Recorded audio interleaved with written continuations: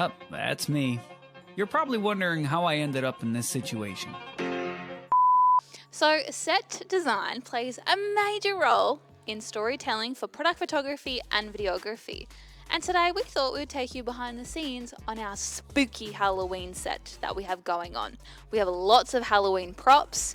We're also going to be doing some costume and makeup and then some really creative lighting. And I'm going to tell you about it all. I'm going to let you in on everything. So welcome to set number 1. This one required us to build some flat walls and it is quite larger. So let's just get straight into it. If you can hear me puffing, building a set's no walk in the park. Now we got to move these big monsters of sets so they look like a room. We're doing an L shape, one with a window, and we need some space between the window and the wall because we're going to have a light shining through the window so it actually replicates something you'd see in real life. So, I'm going to put this microphone down and we're going to start.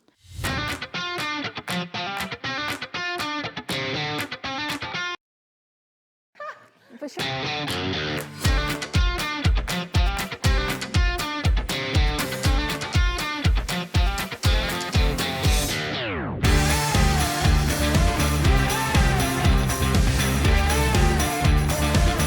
Good job, guys. Good job. Yeah, keep it coming. I got ya. I got ya. Yeah. Yeah, great.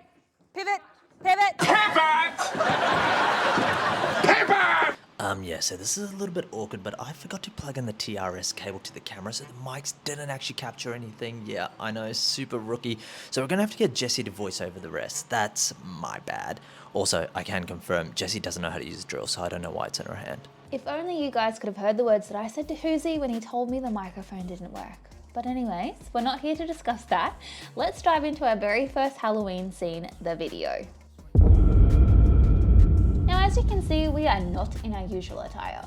We're in our PJs. We're sitting in the lounge room and we are watching a scary movie when all of a sudden, the phone rings.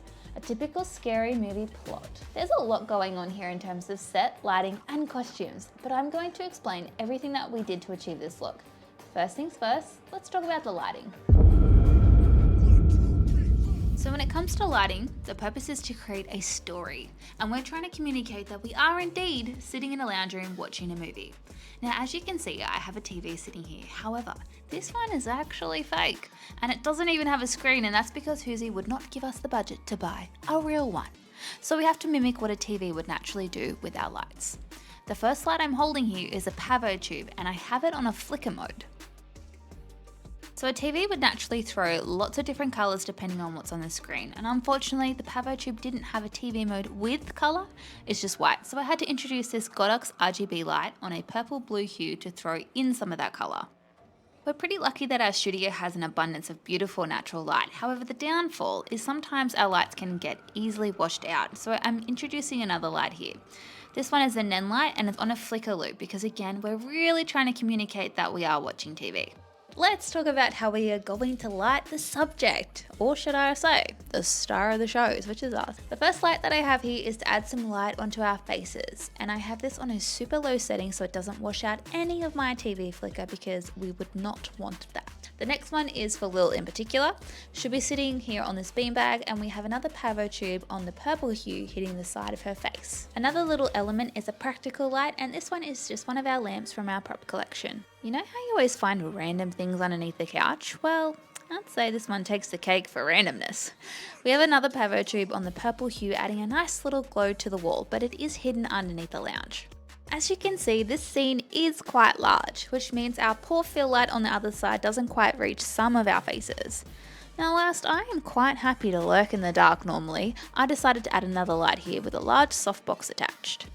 Okay, this next light is by far one of my favourites to add into any shoot. It's the hair light. And the name says it all. It's literally just adding some light to your hair. Now don't be scared or alarmed, Jessie's voice didn't get deeper, this is just Hoosie checking in. So because it was my up, I thought I'd jump in and give Jessie a little bit of a break and finish off the video section. She'll be back during the photography side. Now we have a saying in the industry, what happens behind set stays behind set.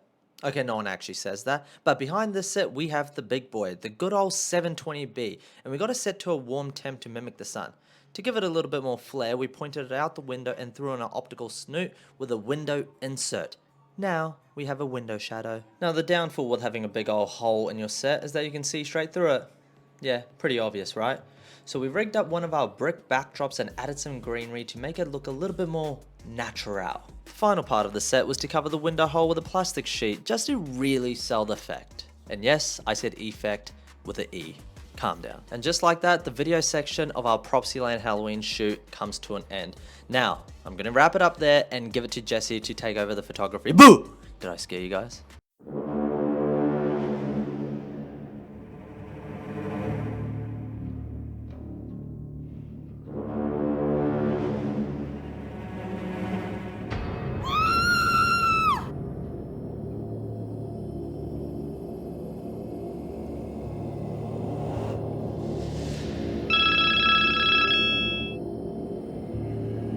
Hello?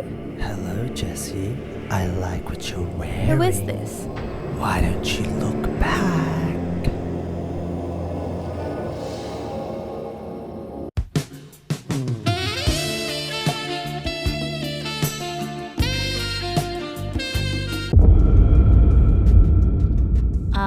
Where did that blood come from on my hands? Nah, just kidding. That's fake blood. I'm going to make this one short and sweet. Or should I say short and spooky? This one is only a 3-light setup, but man, I'd have to say this shoot is up there with one of my all-time favorites. So the storyline for this image was that something really haunted took over our Propsyland collection. There's blood, there's spiders, there's cobwebs, and there's some unwanted guests that just showed up by the name of Lil and Kim, or better known as the Clown and Chucky. As this scene was photography based, I'm going to be using my trusty Godox 600 Pro strobes. My key light is placed at the front of my scene, almost in line where I'm standing to take the picture, and I'm using a beauty dish as my modifier. The reason I chose this modifier is because I still want to create some depth in my overall image. I don't want it to be too light and bright. However, I needed to also light my subject, which are the models. The next 2 lights are for creative ambience. These ones have a reflector modifier and we have some coloured gels attached. I chose to use green and red for this scene. They're directed towards the scene, however, they also hit the back of the girl's hair. To give it a really spooky feel, I also whipped out my smoke machine. When the lights hit the fog, it will illuminate that colour as well. So that's super cool. As for the set, we had a custom green on green checkered floor using our Propsyland backgrounds in a custom size. We already had the blocks on these pink grocery shelves, but we added in all the Halloween props to communicate that it could be haunted. So for this last Halloween shot, we have a new team photo. I have no idea who chopped all of our heads off and stored them in the fridge, but perhaps whoever did it was absolutely sick to death of the bins at the studio not being taken out, so this was a very strong warning. No, I'm just kidding. This last photography scene I'm going to share with you is our spooky fridge setup. We wanted to introduce a lot of super fun, yet weird and quirky elements in this shot, but first things first, we needed to empty out our fridge, which was a mammoth task in itself. Once it was all cleared out, it was time to style. We purchased a variety of jars from Kmart, then printed out some headshots of our team to scatter through the fridge. After that, we started thinking, what on earth would a spooky fridge have inside? The quirkier the better, so we had things like spaghetti, onion cocktails, potions, jelly infested with maggots, eyeballs, gherkins, yuck, Fruit Loops, and of course some rats, bats, spiders, and cockroaches weaseled their way in there too. To give it that extra scary feel, I came back in with my fake blood and my fog machine. Of course, it wouldn't be a Propsyland shoot without our Propsyland blocks, so we popped them in there and we had some fake skeleton hands holding them. Now for the lights. This was a super easy setup as well. This time we are just using 2 strobe lights, both with a reflector modifier and coloured gels. This time I chose lime green and purple gels. I placed each strobe on the opposite side of each other and had them both on the same power output, meaning neither of them played a role as my key or fill light. They both were my main light source. After a quick colour grade and some retouching, this is how the shot turned out. So I wonder if everyone will start taking the bins out now. Okay, let's just quickly recap before we end the video. Here's some of our shots from our Halloween Propsyland content day. Let us know in the comments if you learned a thing or two, or if we spooked you out, or if you even just liked listening to this video. Alright, well, thanks for watching.